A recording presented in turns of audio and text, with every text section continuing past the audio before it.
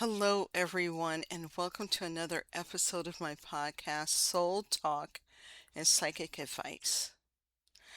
Have you ever looked at your relationship and thought, what am I doing? Maybe you've been together for 3 years, 5 years, 10 years, maybe even longer. And somewhere inside of you, there's a truth you've been trying not to look at. The relationship isn't moving. You're having the same conversations. You're waiting for the same changes. You're making the same compromises. You're hearing the same promises. Yeah. Maybe you're waiting for commitment. Or maybe you're waiting for them to propose. Waiting for your partner to become emotionally available. Or you can even be waiting for them to prioritize a relationship. And waiting for the relationship to finally become what you've always believed it could become, that darn potential. Right? A lot of people live in potential land. And then another thought comes, I've already invested so much time. I can't walk away now. And I hear this a lot from people. Well, I put in all this time. I'm going to clean them up and somebody else is going to get the nice finished product. It does not work that way. I know people think, oh, I'm going to fix him. He's going to be right. But I've waited so long, so I leave, and then I'm going to see him treat somebody else nicely. It does not work that way because you can't fix a person. And I know that a lot of people don't like to start over, and so they're like, well, I have to start all over. Well, that means that you could stay and let things be a lot worse where you are and waste time, waste your good years, what some people call their good body years, or, their childbearing years, or, their good boob years. I've heard it all. And I'm just going to be very honest with you guys.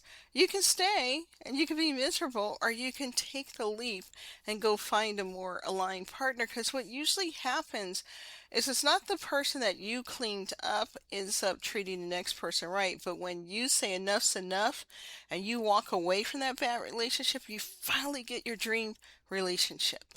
Now, I'm gearing this towards women, but it's also for men too, right? It's for both sides of the coin. So, because if you leave after 5 years, what were those 5 years for? If you leave after 10 years, did you waste a decade? It may feel that way. And I talk to people, they're like, well, I have to get this relationship right because I wasted so much time at other ones. But see the patterns and ask yourself, are you repeating a pattern? Maybe you're thinking, I should have left years ago. I should have seen this sooner, yes, but when we want to see potential, we don't see the signs. Why did I keep believing this would change? Hope. Why did I keep giving chances? Because you're a good person and you love them and you wanted it to work out. Why didn't I listen to myself? A lot of people don't. And they can be a therapist, they can be a psychic, they can be so knowledgeable and still not listen to themselves. And sometimes the grief isn't only about possibly losing the relationship, it's about grieving the time you believe you lost. So today I want to talk about that. What to do when you look at your relationship and realize this may not be going where I need it to go. And how do you deal with the painful thought? I wasted so much time. Because that thought can keep people in relationships much longer than they actually want to stay. And they do. I've heard it throughout the years over and over and over. And it's just amazing how people are so caught up in, but I've invested so much time. Or, there's the famous one, I don't want to be alone. And we have to stop thinking that suffering is better than being alone, and suffering is better than, you know, I didn't want to be a fool and I didn't want to have wasted time. You have to decide if you want to be happy or do you want to suffer. And it could take some inner work to really unravel that, but it's something that has to be looked at and taken seriously. So, first things first, stop asking only how long you've been together. Ugh. When you're trying to decide what to do about a relationship, one of the least useful questions is, how long have you been together? The better question is what is actually happening in the relationship today. Stop looking at the past and the memories and the fun that you probably had. What is going on now today? Because time invested doesn't necessarily tell you anything about the health of the relationship. You can spend 10 years with somebody and still not have the emotional intimacy, and that happens a lot. You could spend 7 years waiting for commitment. You could spend 5 years having the same argument. Yes. You can spend years hoping somebody will become the person they keep promising they're going to become. Nobody can promise anything unless they do the real inner work. And hoping for someone to change and praying for them to change so that you could feel like you've not wasted time is really going to make yourself a prisoner. So instead of asking, how much time have I invested? Ask, if I met the person today, knowing everything I know now, would I choose this relationship? That's a very different question because now you're not evaluating the relationship based on history. You're evaluating it based on reality. And reality is where your decision has to live.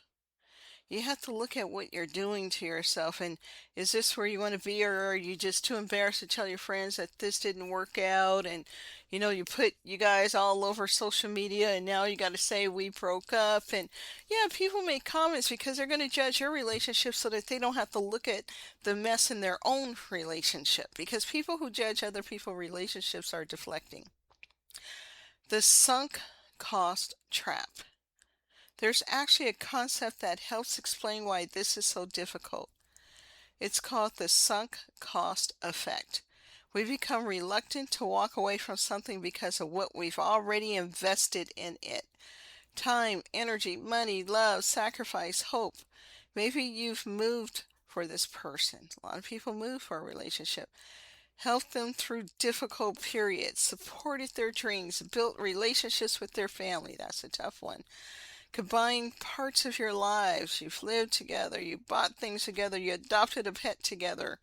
Maybe you've imagined a future together so many times that letting go of the relationship also feels like letting go of the future.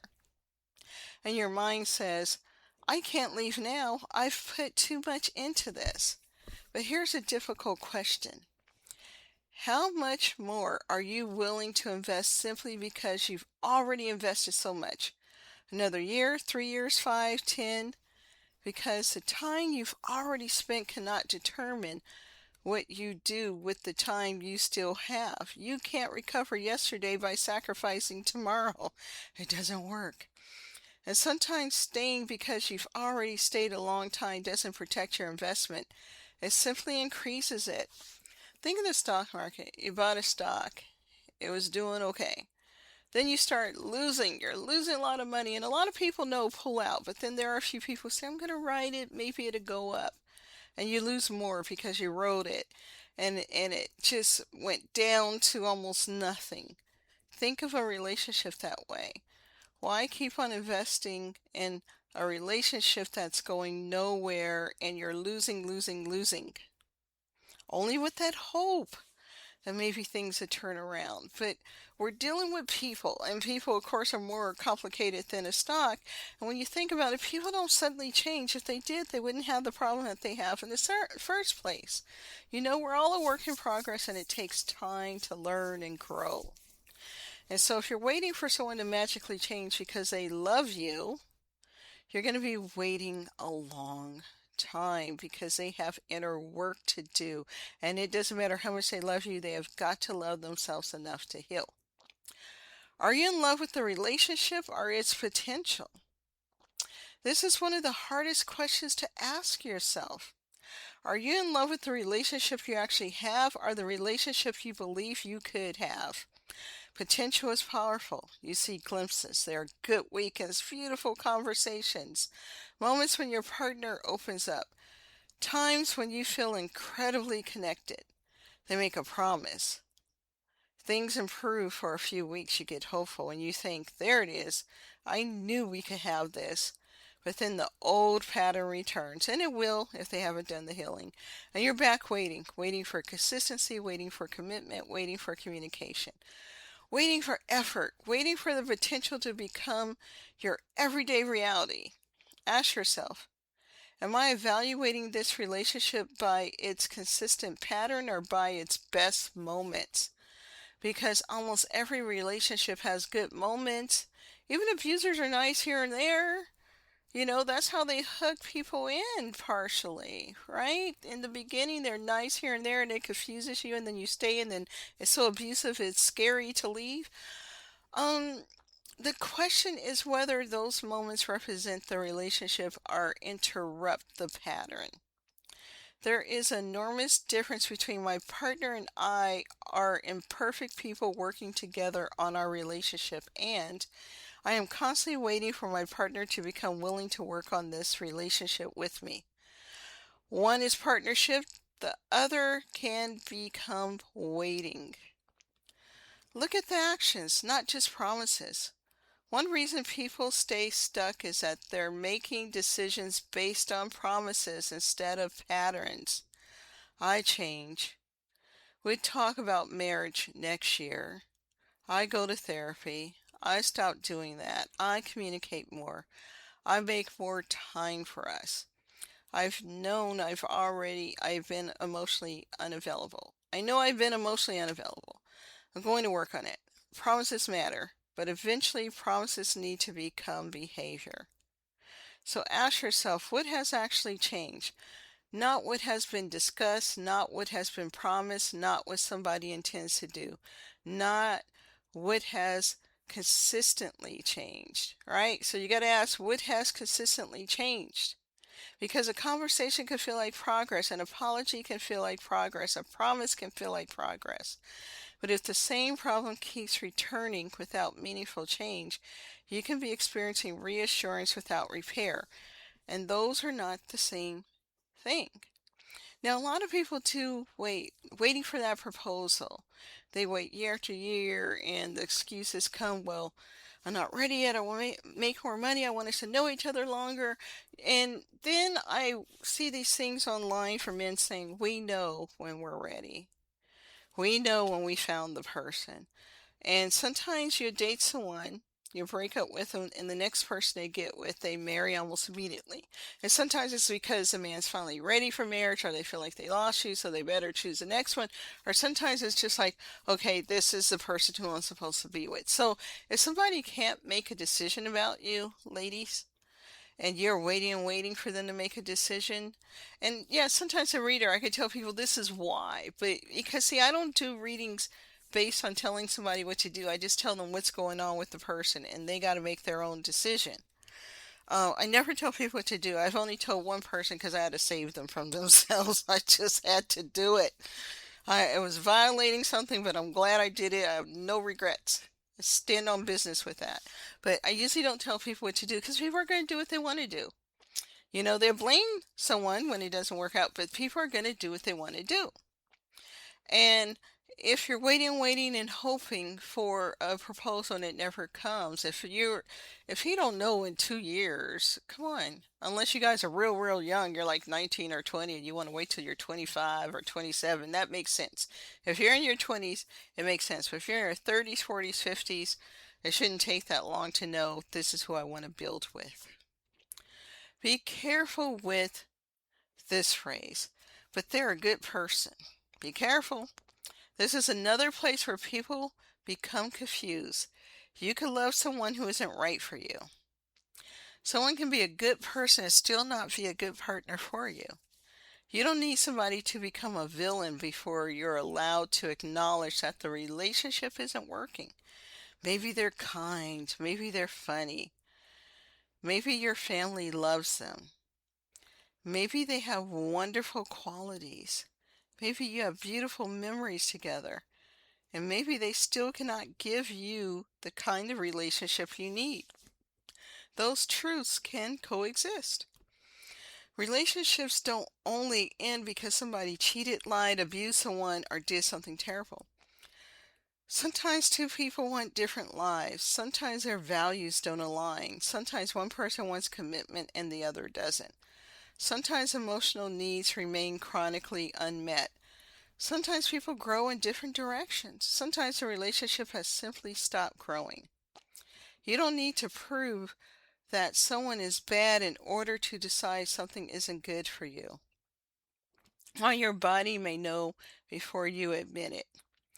Sometimes your mind is still negotiating long after your body has started responding to the relationship. You may notice that before you see your partner, your stomach tightens. Yeah, your gut is telling you. You feel exhausted after certain conversations. You're constantly monitoring their mood. You're afraid to bring things up because you don't want another argument. You rehearse conversations before having them. You feel lonely while sitting next to someone. You feel relief when plans get canceled. You find yourself fantasizing less about building a future together and more about what your life might feel like without the relationship. Now, none of those things individually means you should automatically end a relationship, but they are information. Your body can give you information that deserves attention. Instead of immediately trying to change what you're feeling, ask, what am I experiencing? And then, what might this feeling be telling me about what I need? Not every uncomfortable feeling is intuition. Fear, anxiety, past experiences, attachment patterns, and current circumstances can all influence how you feel. So we don't blindly follow every sensation, but we also have to continually override ourselves. We don't have to always override ourselves either.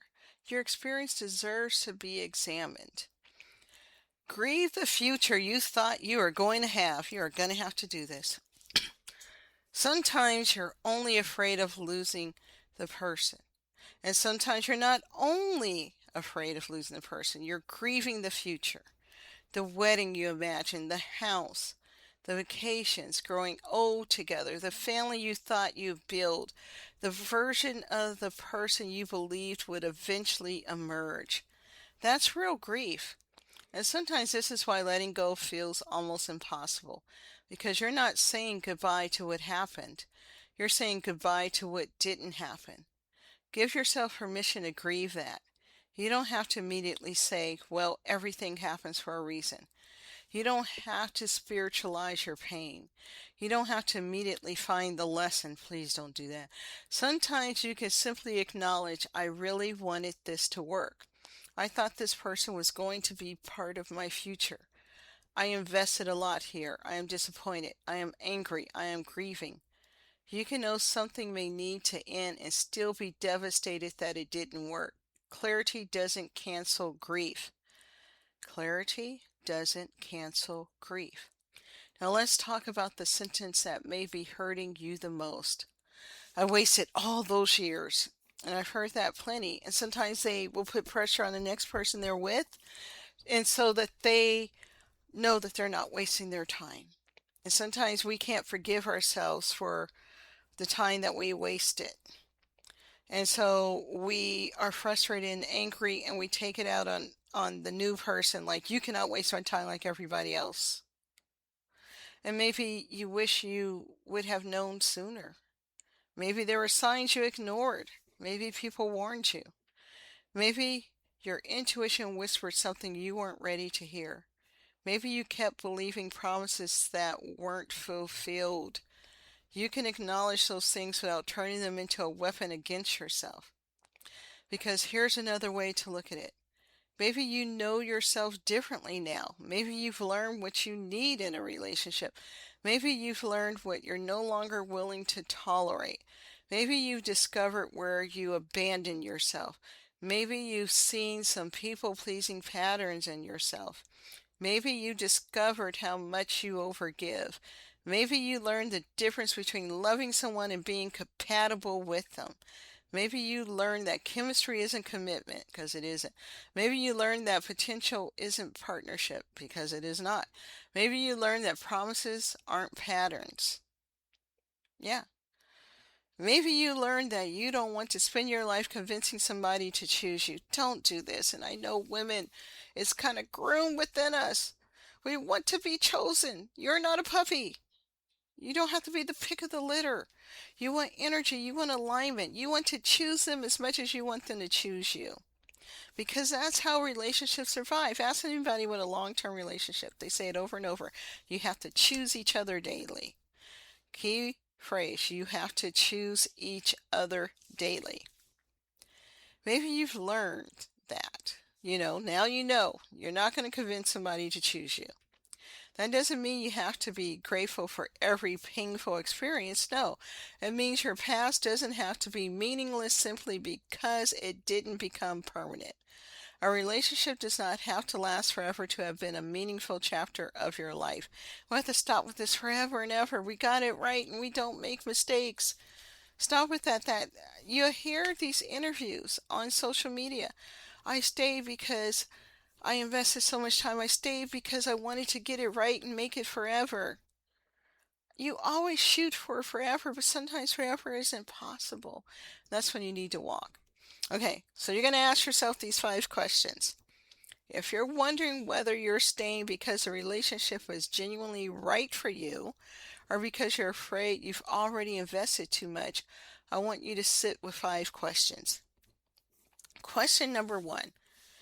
If nothing about this relationship changed for the next 5 years, would I still choose it? Not the potential relationship, this relationship, exactly as it exists today. Would you choose 5 more years? Question number 2. Am I staying because I genuinely want this relationship or because I'm afraid to start over? Those are very different reasons. Question number 3. When I communicate my needs, does my partner participate in creating change? You don't need perfection, but there should be participation. Question number 4. Am I more attached to who this person could become than who they consistently are? And finally, number 5. What am I afraid I lose if I let this relationship go? Maybe it's not only the person. Maybe you're afraid of being alone, starting over, dating again, financial changes, losing mutual friends, feeling embarrassed, admitting that the relationship didn't become what you expected.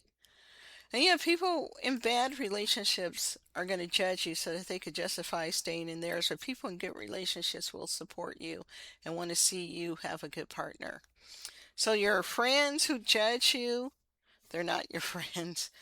And the people who support you, they really want the best for you, and it's because they're happy with themselves and their relationship. Happy people are happy for other people. Unhappy people can't be happy for other people. Yeah, or perhaps you're afraid that you'll never find another relationship. I've heard that many times. See, I've heard these things over and over. Whatever comes up, don't judge yourself. Get curious. Because sometimes what keeps you in a relationship isn't the relationship itself. It's what we believe leaving the relationship will mean. A short somatic check-in. Let's slow this down for a moment. If you're somewhere where it's safe to do this, put your feet on the floor. Take a comfortable breath. You don't have to take a huge breath. Just notice yourself breathing. Notice where your body is supported. Now imagine that nothing changes in the relationship. Nothing gets dramatically worse. Nothing gets dramatically better. It's simply the same. Imagine yourself 1 year from today, still experiencing the same dynamic. Notice what happens in your body. Don't interpret it yet. Just notice. Now imagine yourself 5 years from today. Same conversations, same patterns, same level of commitment, same emotional connection, same problems. What do you notice? Now release the image. Come back to your breath and imagine another possibility. Imagine yourself making decisions based on what you genuinely need rather than how much time you've already invested. You don't have to imagine leaving. You don't have to make a decision right now.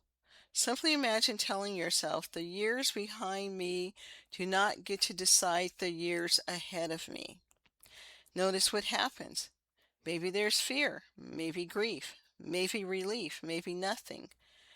All of that is information. You don't have to make the decision today. I want to be careful here. This podcast isn't me telling you leave your relationship. No, I'm not the one in it. I don't know your relationship, and no podcast can make that decision for you. Maybe your relationship needs an honest conversation. Maybe it needs couples counseling. Maybe you need to communicate something you've been afraid to communicate. Maybe both of you need concrete changes. Maybe you both need to make concrete changes. Maybe there is still a healthy relationship worth rebuilding. Or maybe you've already had the conversations. Maybe you've already communicated your needs. Maybe you've already waited. Maybe you already have given chances. And you're coming to understand that waiting longer isn't necessarily going to produce a different outcome. Your job isn't to force yourself into immediate decision. Your job is to become willing to see the relationship as it actually is. Not as it was, not as you wish it were, not as somebody promises it will eventually become, but as it is. So I'm going to close this out. Don't sacrifice your future to justify your past. If you're struggling because you believe you wasted years on a relationship that's going nowhere, I want you to remember something. You cannot change how much time you've already invested. It's gone. Forgive it, accept it, make peace with that. But you still get to decide what happens with the time that's ahead of you. You don't have to spend another 5 years somewhere simply because you've already spent 5. You don't have to make past investments worthwhile by investing even more. You wouldn't keep investing in a losing stock. And you don't have to hate someone to realize that they're not the person you want to continue building your life with. Maybe the question isn't, did I waste my time? Maybe the question is, what do I know now that I didn't know then? And what am I going to do with what I know now? Your past can teach you. Your past can shape you. You can grieve it. You can wish you had done things differently. But you don't have to keep repeating it. Don't sacrifice the time you still have trying to justify the time you've already spent. Don't. Thank you for spending this time with me today. Because I think every topic's important in one way or another in our life because I know I've had to learn and live a lot of things. I think we all do. We're all just doing our best as human beings. And if this episode brought something up for you, give yourself some space before rushing into an answer. You don't have to figure out your entire future today, but you could begin by being honest with yourself about your present. And sometimes that honesty is where the next chapter begins. Because relationships is the number one reason why people call us psychic. Um, and it's so important that we have shaped society around relationships. I think almost every culture, relationships and marriage, and there's that mindset. Well, you're pretty, you're single. Why are you single? What's wrong with you? We've invested so much shit into relationships that a lot of people stay because in a bad one because they don't want to be embarrassed. They don't want to be the only single one. They don't want to be judged for being single. We have made being single a disease. And that has hurt so many people. That has caused people to stay in abusive situations. And it has cost some people their lives because of it. I've heard it from people. I don't want to be embarrassed. I don't want to look like a fool, like I wasted too much time with the wrong person. And yes, when you put everything on social media and then you break up, it's hard. And there are people who are going to judge you. Unhappy people are going to judge you. People who have their own stuff are going to judge you. But you have to ask yourself, who is your life for?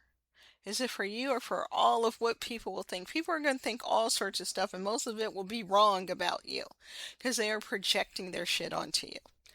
And you have to understand that only you can live your life. You can't do what makes other people happy. You have to do what makes you happy because life is short and time is running out. I told a client, I said, I'm aging. That's why my back went out. He says, honey, we're aging from the time we're born. I started laughing. It's like, of course, yes, we all are aging. We all are running out of time from the time we are born. None of us have forever. And what do you want to do with your life? You don't want to be. I've spoken to my share of clients who said, I wasted 10, 15 years, whatever time on someone, and they never proposed. They never chose me. They never really wanted me. And I waited and hoped and waited. And they're beating themselves up and they're trying to get it right this time. But you just sometimes have to walk away. If it ain't moving within a couple of years at the longest, you got to decide to walk. Instead of, well, we built all these memories and we're the cutest couple and all this stuff. Are you happy? Are things the way you want it to be? Because if they're not, you're wasting your own time. You have to own that. You're wasting your own time. Be brave enough to walk. So I want to thank you for listening because, yes, this is another topic that I could go on for hours about. But again, thank you for listening. Have a great day, and I will see you in the next episode.